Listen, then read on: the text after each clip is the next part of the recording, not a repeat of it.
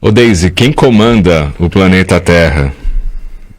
Que o pessoal fala, não, Jesus é o governador planetário, né? Da onde tiraram esta informação? Ele realmente é o governador planetário? E quando as pessoas falam, não, Jesus é o governador da Terra, então quer dizer que Júpiter tem um governador espiritual, que Marte tem outro governador, e que o sistema estelar teria um governador acima desses? Como é que podemos encarar isso dentro do conceito espírita? Então, no conceito espírita, nós precisamos estudar a Gênese, porque tem as suas teorias. Teoria é coisa que não foi comprovada ainda, mas é uma teoria até dos espíritos, gente. Nós estamos estudando assim pequenininho, a teoria dos espíritos. Bom, então estudando a Gênese em várias Gênesis, vários capítulos, né? E nós temos no capítulo 18, o item 4, especificamente, fala: o universo é ao mesmo tempo um mecanismo imenso, conduzido por um número incontável de inteligências de enorme governo. Porque eu fui procurar essa palavra governo, né? Aonde que tirou que Jesus é o governador. Eu fui procurar a palavra governo, governador, alguma coisa assim. Então, um número incontável de inteligências, não falam nem espíritos, inteligências de um enorme governo, onde cada ser inteligente tem a sua parte na ação sobre o olhar generoso do soberano Criador. Porque a gente quer um rei, isso. A gente quer os súditos e a gente quer os lacaios, a gente quer isso, a gente quer assim a história de Deus, a história que Deus está vendo todo mundo, está maquinando, e tudo que eu fizer, Deus está vendo. É aquela coisa, né? Olha, você pode fazer isso, eu não vou fazer nada contra você, mas Deus está vendo. Nós somos bonzinhos, né?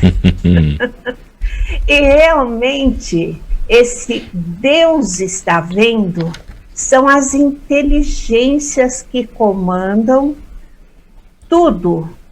Uma delas é a nossa. Nós somos um princípio inteligente. Nós temos essa inteligência que comandamos todo esse reinado aqui, bonitinho, que a gente está vivenciando e encarnando neste momento. E eu preciso tomar conta desse reino. Como que eu tomo conta disso? Cada célula, cada alimentação. O Edson estava falando, né, a respeito da grandeza e de tudo, como nós somos pequenos e a gente volta do grande para o pequeno de novo. Mas nós temos em nós essa atuação. A responsabilidade nossa desse corpo material, dessa inteligência que nós temos, a parte moral, nós temos sim, esse Deus está vendo? O Jesus que falou somos deuses, olha aí, estudando a doutrina, como a gente pode achar o grande e o pequeno, mas nós estudamos o grande, vemos a formação planetária e tudo ao mesmo tempo, um mecanismo imenso. Quer dizer, eu dou corda num relógio? Eu sou Deus. Eu dou corda no relógio e o relógio vai funcionar. Gente, não precisa mais dar corda no relógio. A tia depois explica como fala o Karnal. Tem gente que nem conhece isso. O Karnal fala assim, né? O tio depois explica. Então, a tia depois explica o relógio que a gente dá corda. Mas é assim, nós somos um mecanismo imenso também, se nós formos ver. Nós temos o nosso livre-arbítrio, nós temos... É relativo? Sim, é relativo, de acordo com como nós vamos crescendo, nós vamos ganhando mais. Nós somos donos do nosso quadradinho. Esse quadradinho está aqui. Esse corpo físico. Então, tudo é um mecanismo que vai gerando através de várias inteligências. Jesus, ele encarnou aqui, e para nós, né, os ocidentais, ele é o ser que nós achamos, que nós vimos como um ser perfeito. Os orientais veem Buda, veem outras formas, né, de seres que já estiveram aqui e também comandaram. Jesus, ele realmente, ele foi para nós um ser perfeito. Mas nós precisamos olhar assim do ladinho, né? Do ladinho, ver que existiram em outras culturas outros seres perfeitos, né? Conforme nós achamos da perfeição, que comandaram também determinados tipos de locais. E a gente sabe que a China foi o primeiro território a começar a ser povoado também, né? Primeiro a África, tá bom? Primeiro. Mas nós precisamos estudar muito a civilização, o sistema planetário e entender esse Deus como um comandante, a gente pode dizer assim, que gerou várias situações, gerou vários empregos, cada um tem a sua função, e se reportam realmente a Deus, esse Deus que cada vez mais a gente entende que está no nosso interior, porque a cobrança nós que fazemos para nós mesmos. E aí, Edson, como você analisa essa questão de hierarquias que comandam não só o planeta, mas sistemas estelares e universos, galáxias e por aí vai? Bom, Cláudio, a questão da hierarquia, ela vem baseada nas nossas necessidades de compreensão. A própria Deise já colocou aí, a gente precisa compreender, então a gente vai e hierarquiza, né? Tem o chefe, tem o subchefe, o antichefe e por aí afora. Certo? O que a gente tem que entender é o seguinte: a doutrina espírita, ela veio para nos libertar de uma série de coisas, né, principalmente de conceitos que já existiam, que estavam enraizados, de acordo com o nosso nível de compreensão das coisas, mas nós ainda não conseguimos nos libertar. Então a gente precisa adaptar o conhecimento espírita à nossa realidade.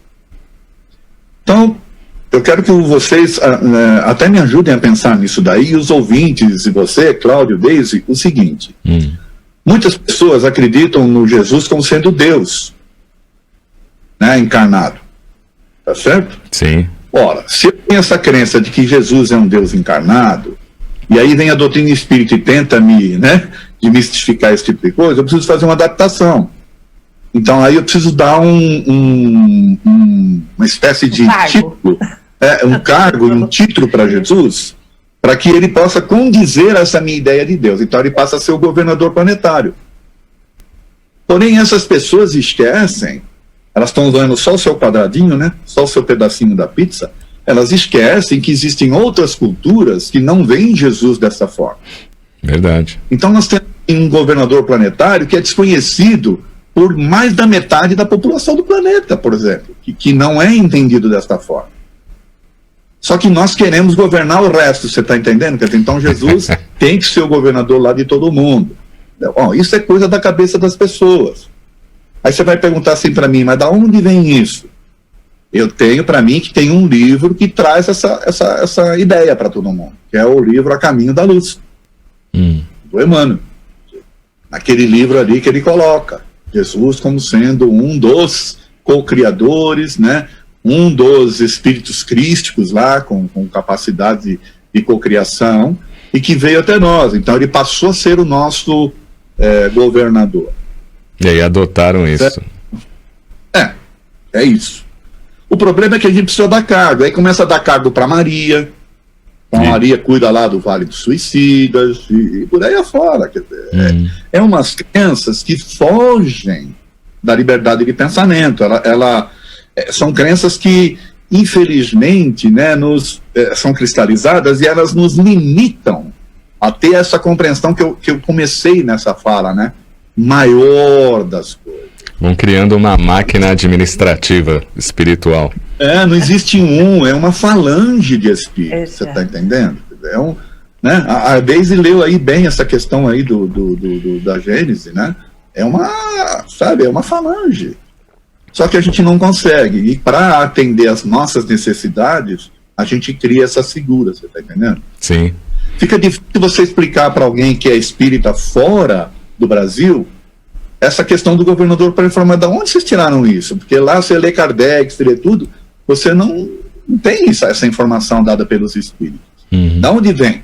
Ora, vem dessas obras que são obras paralelas, né, do movimento espírita brasileiro. Isso. Quando você estuda Kardec e você lê essas obras, você tem que aprender, e olha, dá um trabalho danado, viu? Para você conseguir separar essas coisas. Às vezes são anos e anos de você ali ficar tentando descobrir de onde vem, para você achar a fonte. Isso é um lado místico, né, do movimento. Por espíritos superiores, somos. Precisa saber qual é o nome deles? Para mim, não. Precisa saber se eles têm cargo? Para mim também, não. Tá certo? Só que sou eu, né? Isso. Dentro da minha compreensão.